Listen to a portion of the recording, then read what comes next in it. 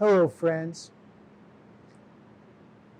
I'd like to talk about a video by Jimmy Dore and an article by Chris Hedges. I'm going to converge them because they're related. And by putting them together, I'm going to create my own baby. The Jimmy Dore video was about an arrest of this alleged white nationalist group called the Patriot Front in Idaho. And this group was arrested. They met at a motel. Allegedly, they all piled into the back of a U-Haul truck, and they were on their way, I guess, to cause disruption to a gay pride parade. And about 10 minutes on their journey, they were arrested by the police. They were taken out of the truck.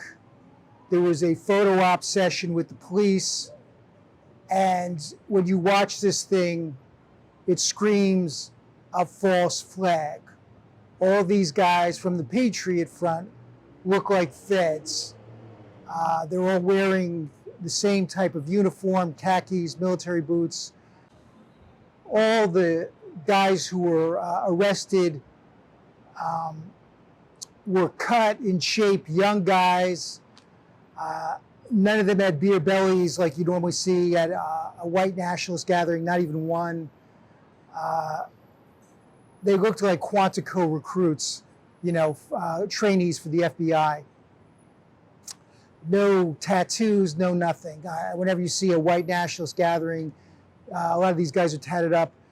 These guys looked 100% federal agents. I'm going to play you the clip from the Jimmy Dore video. Make your own assessment. So all the cops are not even looking at them. They're looking the other way. Why would the cops be looking the other way? Again, what are they doing? Well, since Uvalde, they have to face away from crimes too. Since Uvalde in Texas, the cops are now instructed to turn away from the crime scene. Don't take their backpacks. Let them. Don't take their backpacks. In fact, take their hands, put them on their backpacks so they have access to them. Boy, I'll tell you what, Patriot Front. And there's the cops just standing there with their super tight pants on. Look at it. Look at his pants.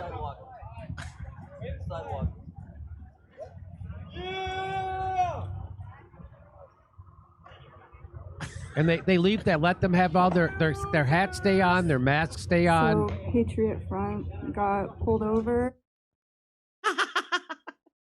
And then why are the cops all standing there? What is this about? What are they doing there? That's the show. I have a question. Why is nobody calling for U-Haul to stop doing business with them? And what kind of, I've never planned an insurrection or a riot at a gay pride parade, so I don't know how it goes. But wouldn't you just tell people to drive their car? Why would you tell people? Why would you rent a U-Haul? So what appears to be federal agents posing as white nationalists, extremists, segues into the Chris Hedges article. Chris Hedges wrote about, this was in Sheer Post, he wrote about the January 6th committee hearings put on primarily by the corporate Democrats, but there are some corporate Republicans involved, about the January 6th quote-unquote riots at the Capitol. This is where the Trump supporters were protesting the integrity of the election. And since then, we've had many prosecutions, many people put into prison, a lot of these people being tortured in prison. There was no riot, there was no insurrection. It's clear when you look at the videos, these are a bunch of Trump supporters who were led into the Capitol building, escorted in a clear false flag operation. One of the protesters, Ashley Babbitt, she was in the ex-military, or she might have actually still been in the military, I'm not sure. She was assassinated during these protests. All the reports about the protesters harming police or killing them later proved to be false. This was a total false flag. And what happened was Trump called his followers and his fan base in to protest. They did. He left them high and dry, and he went off golfing. During the course of these proceedings, the bought and paid for corporate shill politicians keep stating that this was an assault on democracy. They're protecting democracy from these protesters, and nothing could be further from the truth. We do not live in a democracy. I think what the American form of governance more closely resembles is a satanic totalitarian oligarchy. But democracy, no way. I'm going to read an excerpt from the Chris Hedges article. I think he really nails it here. The two established wings of the oligarchy and the old Republican Party, represented by politicians such as Liz Cheney, one of the two Republicans on the committee, and the Bush family, are now united with the Democratic Party elite into one ruling political entity. The ruling parties were already in lockstep for decades on the major issues, including war, trade deals, austerity, the militarization of police, prisons, government surveillance, and assaults on civil liberties. They worked in tandem to pervert and destroy democratic institutions on behalf of the rich and the corporations. They desperately work together now to stave off the revolt by enraged and betrayed working white men and women who support Donald Trump and the far right. Trump's base, for the most part, are white, working class, middle class people. I'm not talking about the higher up operatives who work on the same side as the corporate Democrats. I'm just talking about his fan base who genuinely believe in him, who think he's an authentic opposition figure. For centuries, in the United States, black people have been under attack. And so they know what it's like. Granted, poor whites have suffered too, but now they're going after the working and white middle class. Allow me to give you an example of this. During the 1960s, the CIA transported heroin from Vietnam and the Golden Triangle, and they flooded American inner cities with this heroin. This was by design. They wanted to destroy the black communities because they thought that groups like the Black Panthers and other black liberation organizations posed a threat to the status quo. So by flooding the inner cities with heroin, they could break apart the solidarity, the bonds, and so forth. They did that once again in the 1980s with crack cocaine. Well, now they're doing the same thing to the white community in the Rust Belt, America's Northeast, the Southwest. They fled the country, the Sackler family in particular, which is a big pharma family. These groups flooded the United States with opioids. And this once again served the same purpose that it did back in the 1960s and the 80s. In the black inner city communities, they wanted to destroy the solidarity of the white communities. The problem is Trump is controlled opposition. I suppose he's better than Biden or the corporate Democrats in that sometimes he goes off script. And as a former reality TV star, he is more entertaining.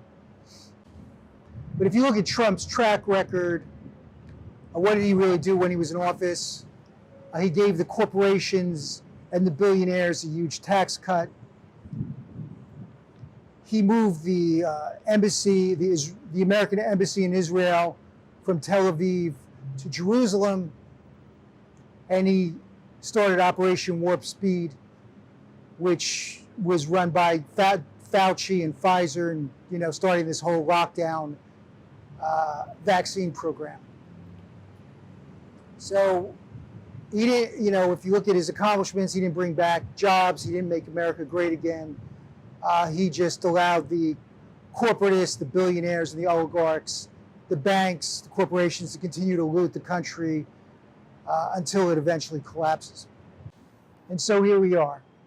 And as Chris Hedges pointed out in his article, these corporatists, this uniparty, this Democrat, Republican uniparty, they get their money from the same corporations, the same banks, the same foreign lobbies. They are identical in their objectives. The only difference is window dressing about social issues, but the core issues about the looting of America by the globalists and the super rich, that goes across party lines.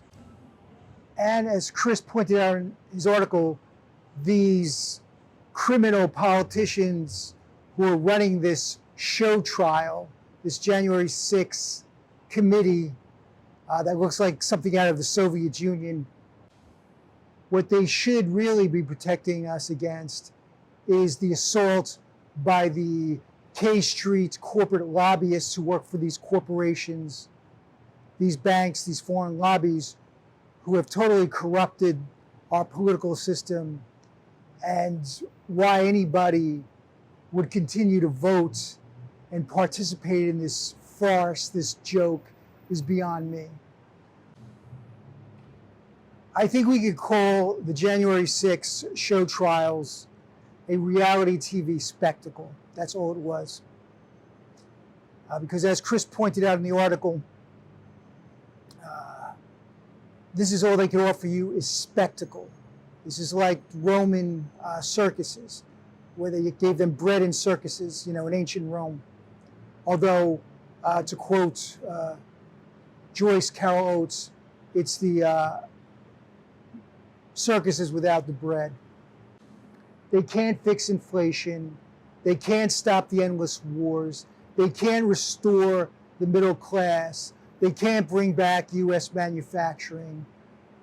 They can't stop the hyperinflation.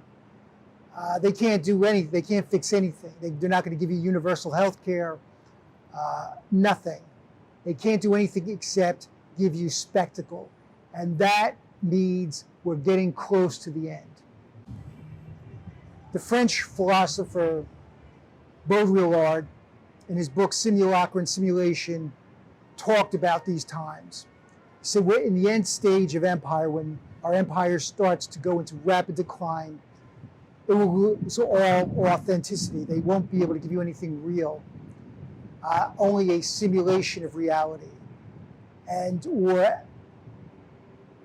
Or as it gets worse and worse, a simulation of a simulation. The Matrix was loosely based on this book, although Baudrillard wasn't that impressed with the Matrix. He said it was a simulation, because it's Hollywood.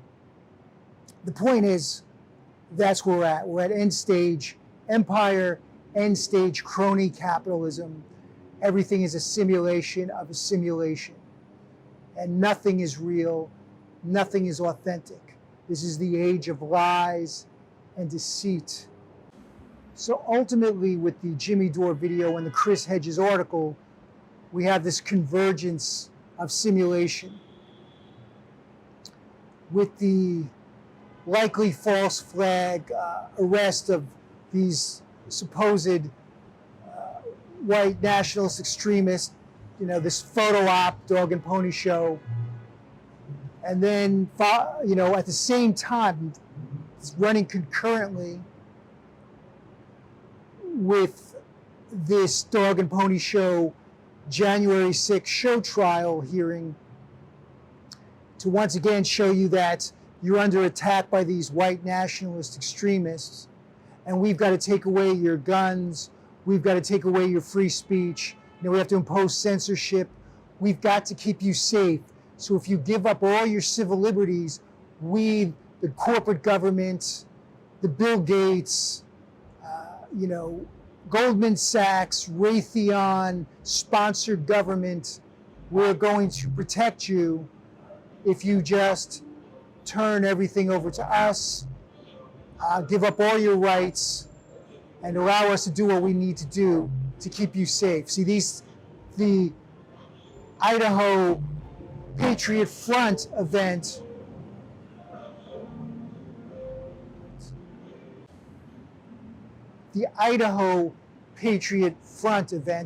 Patriot Front, an interesting name, because they're a front, right? They're not real, it's a front. Reinforces the January 6th show trial. It shows you that it's real. They're just building one false CIA narrative on top of the other, so you'll fall for all this. I think this is mostly geared to Joe Biden, the corporate Democrat, MSNBC watching, quadruple vaxxed, blue and yellow flag emoji, sheep, that make up most of the corporate Democratic base.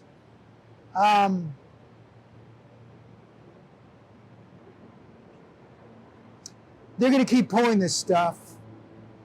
It's going to be false flag after false flag after false flag. Some of them might get pretty heavy, so, keep your head tight. Otherwise it might start swiveling. All right. Stay safe, and thanks for listening.